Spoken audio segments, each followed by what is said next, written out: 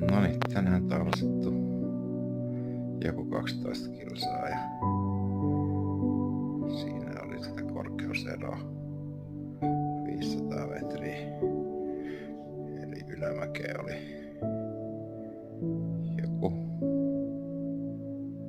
3 kilsaa. 3 kilsaa, 4 kilsaa. Ja sitten saman verran alamäkeä takas tuli. Varpaat rupes särkiä, niin piti sit loppumatka kävellä paljon jalan. Mikäs siinä, koira veti vielä edessä, niin sai vidätellä kun vähän ripeäksi vettä, että ei liukastu siinä. Otettiin tämmönen bungalon majoitus. Tossa on näkymä, mihin sitten aamulla herää. Ei Assemmin vieressä olisi meri tossa, mihin vois mennä kalaan. Mutta nyt on niin väsynyt, että mä sanon vaan, että